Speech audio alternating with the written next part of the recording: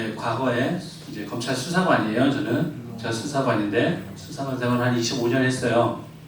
25년을 하면서 어쩌면 수사관 생활하면서 이루었던 일들이 이 자리에서 여러분들한테 말할 수 있는 기회를 얻기 위해서 25년 동안 그런 수사관 생활을 한 것이 아닌가 이런 생각을 하게 됐어요. 그만큼 이 자리가 여기에 계신 분들이 나중에 어떠한 하나님의 쓰임이 될지 그걸 미리 계획하셨다고 저는 생각을 하고 있거든요.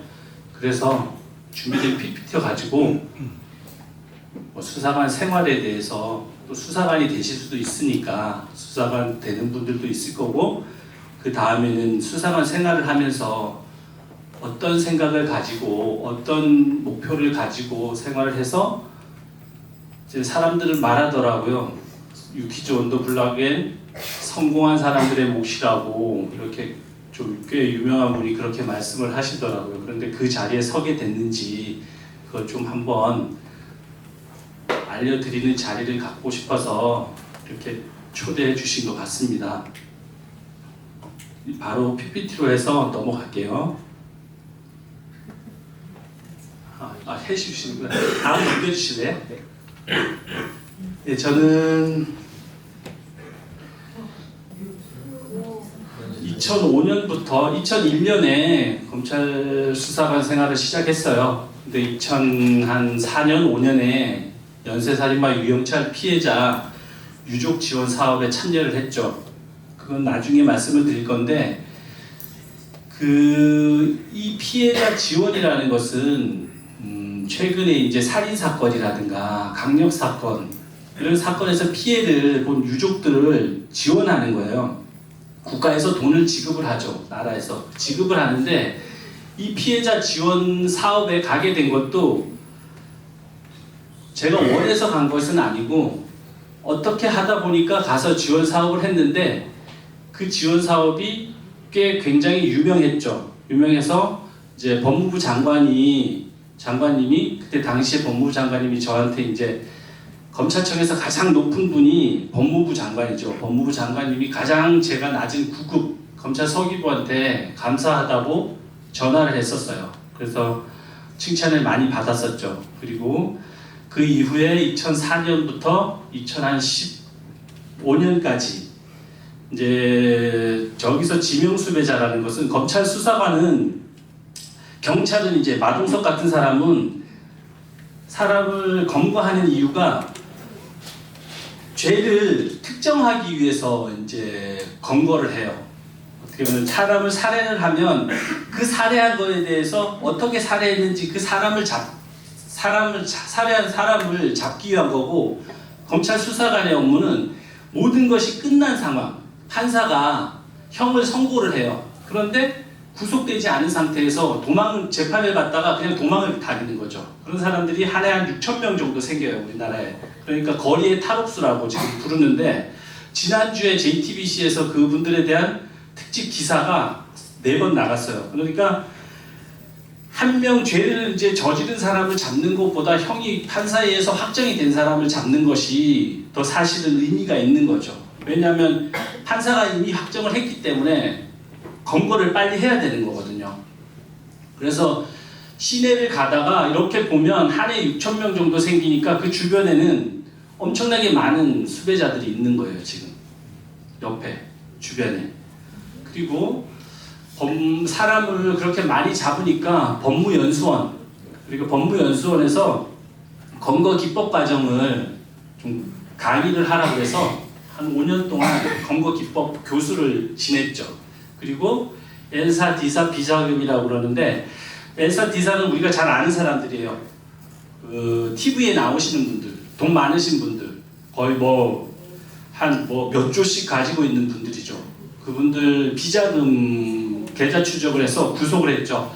근데 비자금이라 그러면 우리가 아는 그냥 비자금이라고 이렇게 하면 큰 중요한 자금이 아니라고 생각하는데 이 비자금을 조성해서 대기업이나 이런 회장님들이 비자금을 조성해서 이걸 뇌물로 주거든요. 대기업 회계에 있어서 마음대로 기업 오너가 뽑아서 쓸 수 있는 경우는 드물어요. 모두 회계 처리가 되기 때문에. 그런데 다양한 방법으로 비자금을 조성하죠. 비자금을 조성해서 회사는 껍데기만 남고 아무런 자산 가치가 없는 거예요. 모든 돈을 빼내서. 그 돈을 빼내서 자기의 개인적인 이익을 부탁하려고 이제 뭐 예를 들었을 때 국회의원이나 장관이나 이런 분들한테 뇌물로 주는 거죠. 뇌물로 현금을 주니까 현금은 엄청나게 많이 주죠. 한 뭐 10억, 20억씩 가방에 넣어가지고 주죠. 그런데 그게 다 비자금이란 말이에요. 그런데 여기서 주식 투자 하시는 분들이 계실 거예요. 주식 투자를 하면 비자금을 많이 조성하게 되면 회사에 있는 돈을 계속 빼내서 쓰고 회사는 간판밖에 없는 거예요. 간판밖에 없으면 주식 소액 주식 투자자들은 그 회사의 가치를 믿고 주식을 투자해서 주가가 오르기를 바라고 있는데 그런 게 사고가 한번 터져버려서 분식회계에 사용했다 보니까 상장 폐지가 돼버리는 거죠. 그러면은 전국에 있는 수천 명의 사람들이 자기가 가진 재산 모두 다 날려버리는 거예요. 그래서 비자금 수사는 검찰에서 굉장히 중요한 수사로 자리를 잡고 있죠.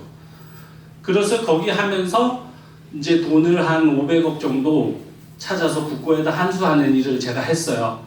그래서 어떻게 보면 비자금 조성해가지고 뇌물을 주고 기업의 가치를 훼손시키는 거는 그렇게 되면 사람들 소액 주주들은 자살을 하고 그러잖아요. 어떤 사람들 뭐 최근에는 전세 사기 피해자들도 3-4명씩 막 계속 자살을 하니까 그리고 저것도 마찬가지로 살인 사건보다 엄청 중요한 범죄인 거죠. 그리고 최순실 국정농단 사건이라고 아실 거예요. 2017년에 저기 대통령이 탄핵된 사건이죠. 거기에서 제가 수사팀원으로 활동을 했어요. 근데 그건 범정요원이라고 저기도 제가 단계를 거치면서 범정요원이라고 써 있는데 범정요원은 검찰청에서도 0.01%만 가는 곳이에요. 저도 저기가 가서 범정이라는 곳이 있는 곳으로 알았어요. 지금 검찰 수사관들 사이에서도 저런 범정이라는 단체가 있는 걸 모르는 거거든요. 그런데 저렇게 각 부서에 제가 배치를 받은 이유가 그것도 제가 생각하기에는 이것도 다 하나님의 계획이었다라고 제가 생각을 하는 거죠.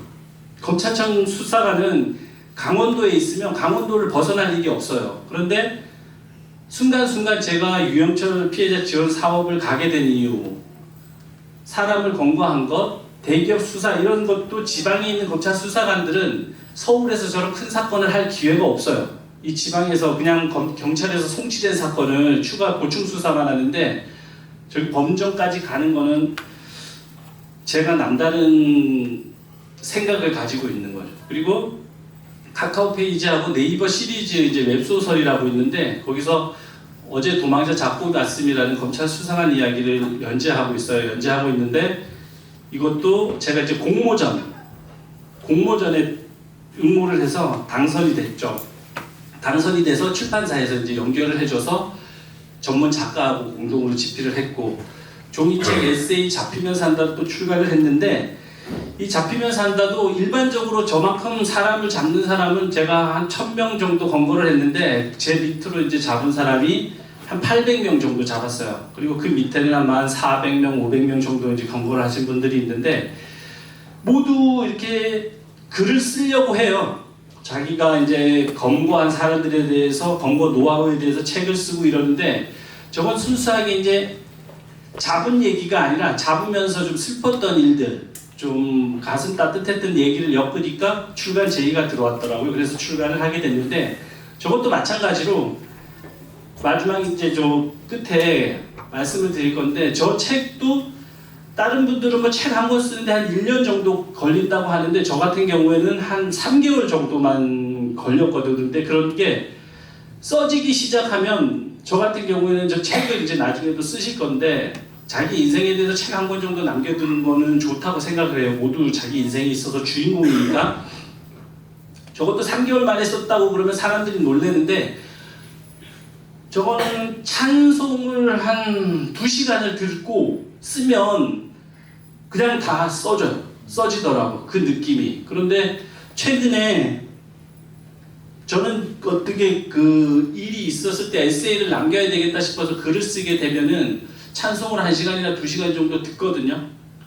예배에 제가 매일 올 수는 없어요. 왜냐하면 업무가 일요일 날에도 잡혀 있어가지고. 그래서 찬송을 듣고 쓰면은 5천자 정도를 한 30분 정도가 그냥 써지더라고요. 그런데 그 글 쓰고 이런 것도 하나님 인도하심이 아닌가 이런 생각이 들더라고요. 그래서 최근에는 저기 판사님들이 저 책을 읽고 이제 전국에 있는 판사님들이 책이 너무 좋다 그래서 사인을 좀 해달라고 그러면서 지금 저한테 보냈더라고요. 그래서 감사한 일이죠. 판사님들이라 그러면 사실 우리 대한민국의 지성인들이니까 지성인들이 제 책을 보고 그 삶에 영향을 받았다라고 하면 그게 괜찮은 성과라고 생각을 하거든요.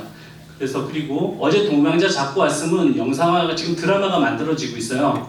미스틱 스토리라고 윤종신 회사라고 그러면 혹시 알 것 같아요. 윤종신 회사 미스틱 스토리라고 해서 고민 씨라는 분이 거기 소속돼 있더라고요. 그리고 미스틱 스토리 검색을 하면 나와요. 그래서 가끔 제가 저기 참석을 해서 드라마 제작 과정에서 극본 만드는데 제가 참석을 하고 이렇게 있어요. 그리고 저걸 끝나고 났는데 유퀴즈에서 이제 연락이 왔더라고요. 그동안 이렇게 다양한 일을 했는데 유퀴즈에 출연을 해보시지 않겠냐고. 그런데 저것도 제가 어디다 연락처를 남겨놓거나 그런 건 아니거든요. 그런데 어떻게 알고 연락을 주셨더라고요. 그래서 제가 5월 27일인가 저기 출연을 했었죠. 출연을 하고 이제 검찰 수사관 하는 일을 말씀을 드렸죠. 다음 넘겨주실래요? 그리고 왼쪽이 어제 도망자 잡고 왔음이고 이 오른쪽이 이제 잡히면 산다. 종이책이고 저건 웹소설이에요. 그런데 아직까지 이게 한 3개, 4개 정도 웹소설이 더 나올 거예요. 검찰 수사관 하는 일을 이제 소설화 작업하고 있거든요. 예, 다음 넘겨주실래요? 네, 그리고 검찰 수사관 하는 일은 압수수색이에요. 우리 TV 보면 압수물 박스 가지고 나오는 거 있잖아요. 그리고 오른쪽에 보면은 저기 오른쪽 사진인데 저렇게 압수수색을 나가면 상황실이라고 있어요. 검찰청 안에서 뭐 압수해라 뭐 압수해라 이렇게 연락이 계속 오죠. 그래서 제가 저때 팀장으로 나갔는데 팀장으로 나가면은 꽤 저기 멋져 보여요. 한 40명이 옆에 있고 압수수색하라 그러면 사람들 막 수사관 밑에 있는 수사관들 다 가서 압수 드라마에서 나오는 것처럼 막 압수하거든요. 그래서 저 사진을 기자가 찍었더라고요. 멀리서 이제 검사님하고 통화하면서 뭐 필요하다고. 근데 저 박스가 안에 빈 박스도 있고 안에 찬 박스도 있고 그래요. 거기에 중요한 게 또 탈취될까봐 박스를 10개를 준비하면 하나는 뭐 일부러 압수한 것이 2개밖에 없는데 10개를 만들어요. 만들어서 중요한 것을 몇 번 박스에 넣죠. 그리고 거기다 넣어가지고 진술서, 아주 결정적으로 범죄에 있어서 결정적인 역할을 한 사람들은 진술서도 저기 받아서 바로 저기다 집어넣어요. 그래서 가지고 와서 사람을 불러서 그날 바로 조사를 하죠. 제가 저기 들고 있는 박스를 갖고 와서 저기 있는 거에 대해서 제가 조사를 하는 거예요. 이제 넘겨주실래요? 그리고 계좌 추적, 아까 말씀드렸듯이 이것은 유퀴즈에서 회사에 와서 찍어가지고 간 거예요. 계좌 추적하고 수사, 아까 마찬가지로 수사하고 조사하고 검찰 수사관 하는 일이에요. 다음 검거, 형 집행이 되면 형을 아까 말씀드렸듯이 판사가 선고를 하면 징역형을 선고를 하면 수사기관에서 구속되지 않은 상태에서 재판을 받다가 도망을 가는 거죠. 도망을 가면 형이 확정이 되면 검찰 수사관이 잡아요.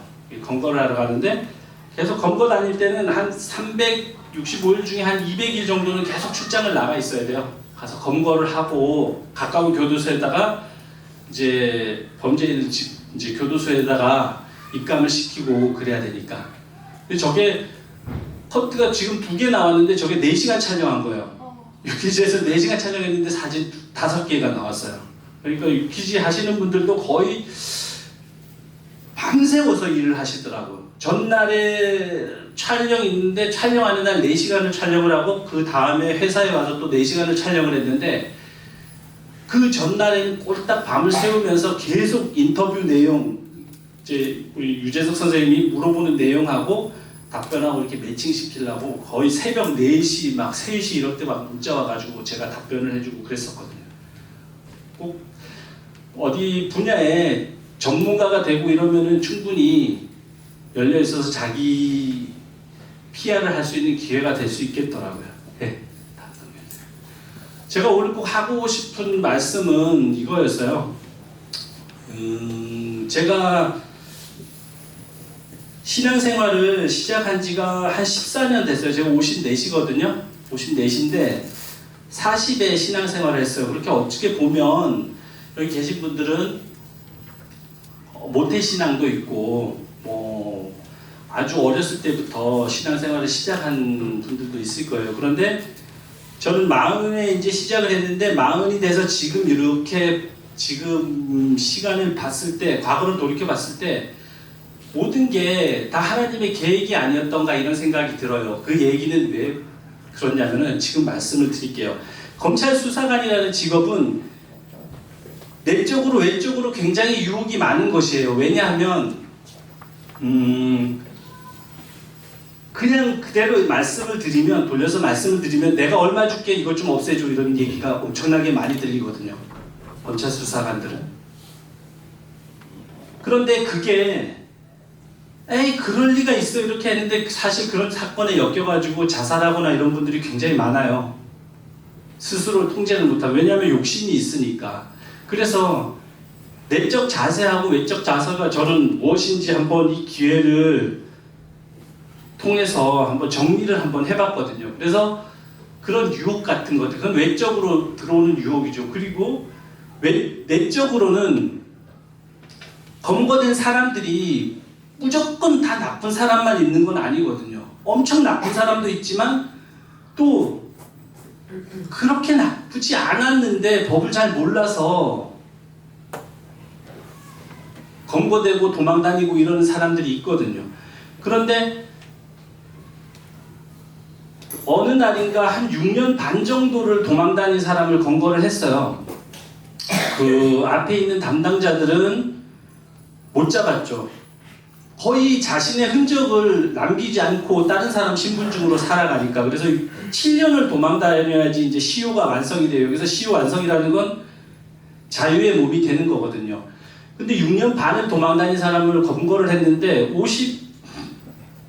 53인가 그런 분을 잡았어요. 그런데 사진을 보니까 한 80대 늙은 사람처럼 보이더라고. 거의 막 허리도 굽어있고 너무 도망자 생활이 힘들었던 거죠. 그래서 했는데 그분이 왜 지금 잡으러 왔냐고. 빨리 잡으러 왔으면은 자기가 6년 반을 도망다니지 않아도 되는데. 그래서 저한테 막 화를 내시더라고. 그러면서 화를 냈다가 울면서 뭐 이렇게 계속 화를 냈다가도 울다가 시원하다고. 결국은 도망자 생활이 쉽지 않으니까 계속 밥도 제대로 못 먹고 그러니까 너무 힘들었나 보더라고요. 그래서 그때 제가 이제 좀 깨달은 게, 사람들을, 수사관이 나에게 주어진 일이라면, 사람을 검거해야 되는 게 내 중요한 일이라면 빨리 검거를 해서 교도소에서 형을 마치고 삶을, 교도소 생활을 끝내고 정상적인 생활을 할 수 있게 하는 것도 나의 사명이구나 이런 생각을 갖게 됐죠. 그래서 그 다음부터 피고인, 검거된 사람을 좀 다른 시선을 보게 됐는데 그때 제가 좀 감동 깊게 들어온 말씀이 저 말씀이에요. 모든 지킬 만한 것 중에 더욱 내 마음을 지키라. 생명의 근원이 이에서 남이니라. 이것이 저는 모든 사람을 검거를 해서 1000명을 검거했는데 한 300~400명 잡았을 때 그런 일이 있었는데 그 이후로 좀 검거된 사람을 좀 저런 시선으로 보자 이런 생각을 갖게 됐더니 그 이후에 이제 저런 책을 쓸 만한 소재가 생기더라고요. 계속 나쁜 사람이라고 생각하는 것보다는 저런 시선을 가지고 피고인을 보니까 그런 생각을 갖게 된 것이죠.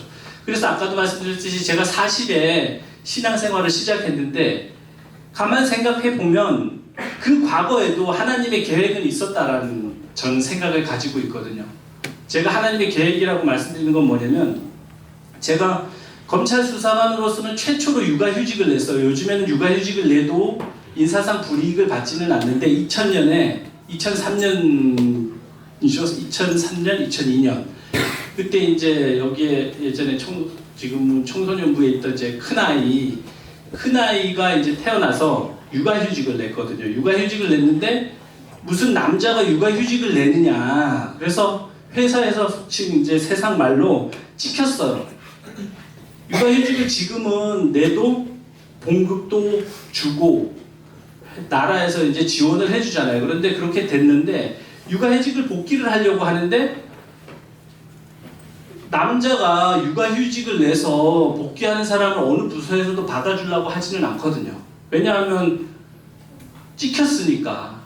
그래서 복귀를 하는데 아까 말했듯이 피해자 지원과 업무를 시작을 하게 되더라고요. 그래서 그 업무에 그냥 다른 곳에서 받기 싫다.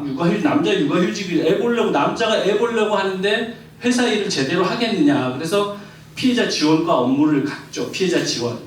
유형적 피해자 지원 사업에. 그래서 그것도 지나고 보면 제가 거기에 그 신설 부서에는 어떤 조직이든지 사람이 처음에 가지는 않아요. 왜냐하면 할 일이 많기 때문에. 그런데 거기 가서 피해자 지원 사업을 해서 사람들을 국률한 마음을 유형철에게 피해 당한 사람들은 넋이 나가 있어요. 지원 사업을 오면은 우리가 이렇게 정상적으로 사람이 아니에요. 다 넋이 나가 있어요. 엄마 이렇게 돌아가시고 그렇게 잔인하게 살해당하고 이렇게 했는데 그런 사람들 상담하면 엄청 어려워요. 넋이 나가 있으니까. 가족들이 강도나 이런 피해를 당한 사람들을 보면 제대로 생활을 할 수가 없다고요. 그런 사람들 상대로 얘기를 해서 지금은 한 3천만 원 정도 지급을 해요. 나라에서. 근데 그때 당시에는 2천만 원이었을 거예요. 그런 거 지원 사업을 해서 그런 시선을 갖게 됐죠. 그리고 하나님의 선택이라는 거는 다 여기는 선택을 받았잖아요. 그런데 그 하나님의 바람이 무엇인지 빨리 아는 것이 중요하거든요. 이 세상에서 중요하지 않은 사람은 없어요. 왜냐하면 저는 이 검찰청이라는 곳에 들어오기 전까지 상장을 받아본 적이 없어요. 우수상도 받아본 적이 없고 초중고 때 우수상을 받아본 적도 없고 어디 뭐 그림대회에 나가서 상을 받아본 적도 없고 악기를 연주해서 저는 아까 여기서 뒤에서 찬양을 보고 있는데 악기 연주하시는 분들이 그렇게 부럽더라고요. 저는 음표를 못 읽어요. 음표를 읽을 줄 몰라요. 도가 어디인지 몰라요. 그런데 회사에 들어와서 사람을 많이 검거해서 초중고 때 다닌 상장보다 더 많이 받았어요. 그러니까 아무도 모르는 거예요. 지금 내 삶은 이미 하나님이 계획해놓고 모든 자리를 계획해놓고 있는 거죠. 그렇기 때문에 내가 어디에서 직장에 가면 너 어느 부서에 가, 너 힘든 일 맡아, 너 편한 일 맡아, 이런 자리를 다 지정해줘요. 6개월마다 한 번씩 그렇게 지정해주는데 그 자리가 어렵다, 싫다라고 해서 굳이 말할 필요가 없다는 거예요. 그것은 하나님이 나를 위해서 준비해 놓은 자리라서 그곳에 가면 분명히 하나님의 영광을 드러낼 수 있는 자리라는 거예요. 그런데 사람들은 찾아가요. 내가 왜 이런 일을 해야 되느냐. 이건 밤새워서 사람 잡는 거예요. 추적을 해야 되느냐. 이거는 검찰청에서 하는 일이 아니지 않느냐. 뭐 피해자 지원 사업을 왜 검찰청에서는 나쁜 놈을 많이 잡으면 되지 뭐 피해자까지 신경을 쓰냐. 이렇게 해서 찾아가서 싫다 이랬기 때문에 제가 그 자리에 갈 수 있었던 거거든요. 그렇기 때문에 앞으로 어떤 일이 주어지더라도 회사에 들어가든지 학교에서든지 대학을 가든지 이렇게 됐는데 그것이 하나님의 계획이 없다라고 생각하면 안 돼요. 모든 건 하나님의 계획에 의해서 생각을 하는 거거든요. 이루어지는 거거든요. 제가 말씀드렸지 지금 와서 이 얘기를 하는 것도 이 가운데 어떤 분이 제 말씀을 듣고 앞으로 이 나라나 이 세계를 위해서 중요한 역할을 할 수 있을 거라는 그분을 인도하기 위해서 저를 통해서 하나님이 말씀하실 수도 있다는 거죠. 여기까지 여기에 쓰는 게 쉽지 않아요. 25년 동안 검찰 수사관 생활하면서 열심히 했기 때문에 알아봐 주시고 하나님이 그래 25년 동안 너는 그냥 열심히 했다 이렇게 이 얘기를 한번 해라라고 할 수도 있는 거죠. 그렇게 생각했으면 좋겠다는 거죠. 그리고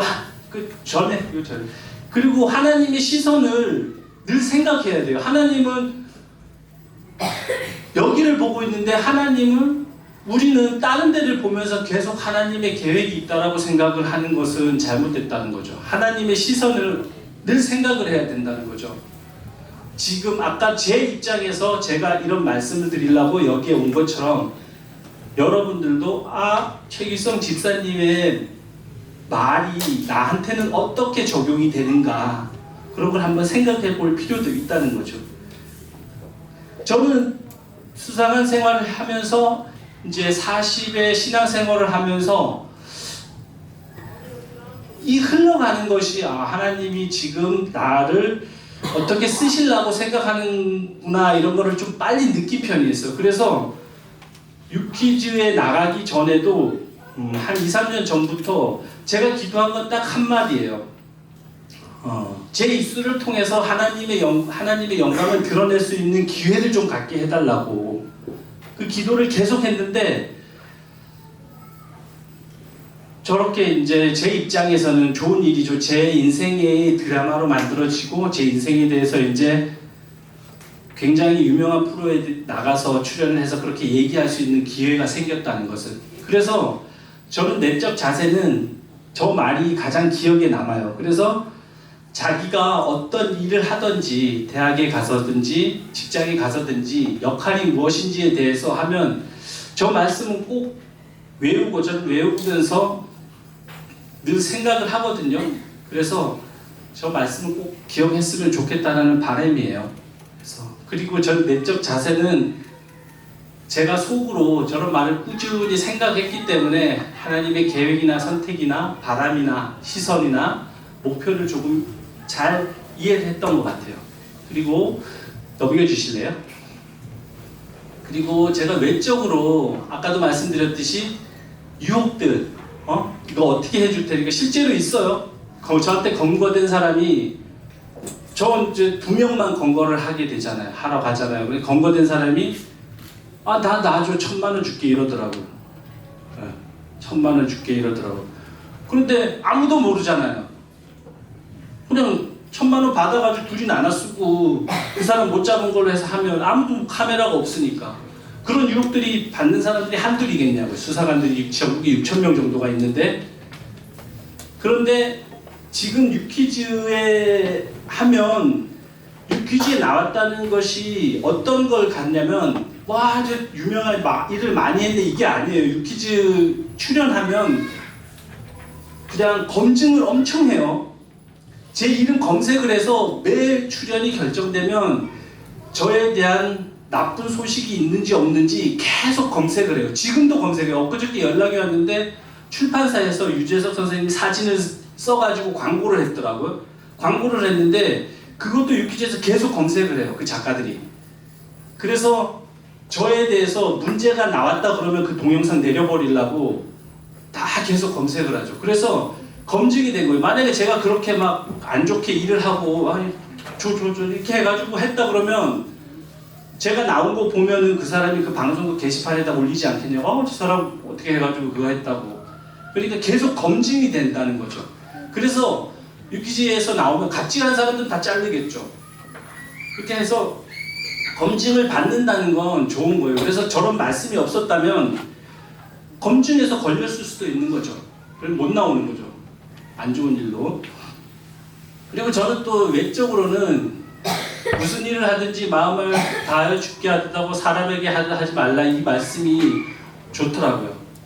그래서 저것도 마찬가지로 검거된 피고인 이런 사람들한테 늘 검거되면 저 말씀을 생각을 하고 그러죠. 그런데 오른쪽에는 지금 제가 이제 겪었던 일들인데, 저 중에서 뭐 다 하면 지금 시간이 많이 걸리니까 꽃을 심는 마음에 대해서 무슨 에피소드가 있는데 한 가지만 얘기를 할게요. 그 검찰 수사관은 한 달에 한 번씩 밤새워서 근무를 해요.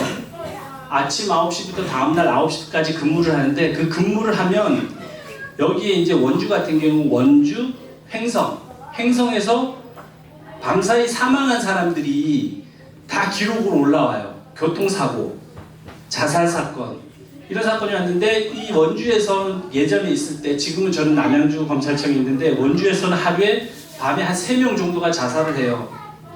자살을 하면 이 자살한 기록을 경찰관들이 만들어서 검찰청에 가져와요. 검사님 보라고 보고 신고를 지휘를 받아야 되니까.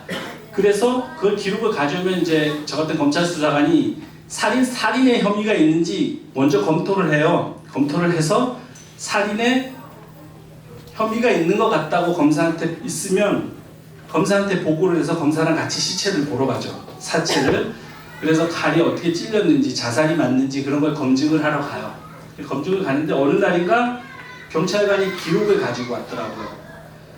자살은 사건인데 우리가 자살 기록, 변사 기록이라 그러는데 변사 기록을 가져오면 그 기록은 보는 순간 슬퍼요. 왜냐하면 멀쩡한 젊은 사람들이 자살을 하고 그러니까. 그래서 그 기록을 이렇게 검토를 하는데 이 자살 기록에는 슬픔, 고통, 유가족 진술이 낙담, 온갖 슬픈 단어들이 꽉 차 있죠. 그런데 빨리 다다다닥 읽는데 감사라는 단어가 있더라고요. 그런데 감사라는 단어는 변사 기록에는 있어야 되는 단어가 아니거든요. 사람이 자기의 가족이 죽었는데 유족 진술을 했는데 감사라는 단어가 있다는 거예요. 그래서 감사를 딱 읽어서 이게 크리스찬인가?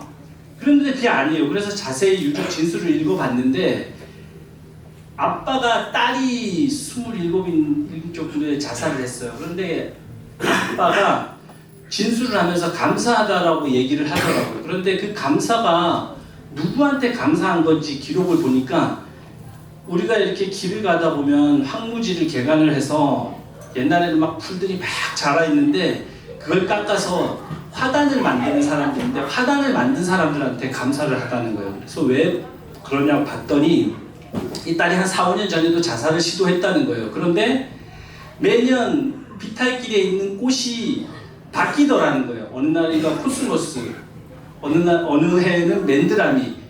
꽃을 계속 바꾸니까 이 딸이 다음에는 무슨 꽃이 심어져 있을까 궁금해서 거기에 가서 그 꽃을 보더라는 거예요. 그렇게 그 꽃을 보면서 한 4, 5년을 더 살았다는 거죠. 자기 딸이. 그래서 그 꽃을 심어준 사람들한테 감사하다라는 거죠. 그런데 그 정도로 감사를 하는데 우리는 매일, 매주, 매달, 매년 우리한테 희망을 주시는 분한테 더욱더 감사를 해야 되지 않겠냐 이런 생각을 제가 갖게 됐어요. 저는 지금 나머지도 지금 제가 온 천지가 하나님의 말씀으로 가득하다라는 느낌, 에피소드. 먼저선 사람들을 인정하고 배우는 것은 저는 간단하게 말씀드리면 우리가 어두운 길을 운전해서 갈 때 앞에 선 차보다 뒤에 선 차가 운전하기 편하다는 거죠. 그래서 앞선 사람들의 선배, 여기 계시면은 여러분들 이제 선생님들, 주일학교 선생님들이 앞선 사람들이잖아요. 그런 사람들을 인정하고 배우는 것이 좋겠다라는 말씀이고, 저것도 반복되는 일상이 모여서 모든 역사가 일어난다는 말씀은 제가 그냥 회사에서 늘 반복적으로 사람 검거하고 이러던 일들이 계속 반복되는 일들이었지만 그것이 모여서 책을 내게 되고 방송에 출연해서 내 삶을 이야기하게 될 수 있는 기회가 가졌다는 것을 말씀드리고 싶었다는 거죠. 예, 그러면 지금 시간도 됐고 좀 여기서 마치도록 하겠습니다. 큰 도움 됐으면 좋겠습니다.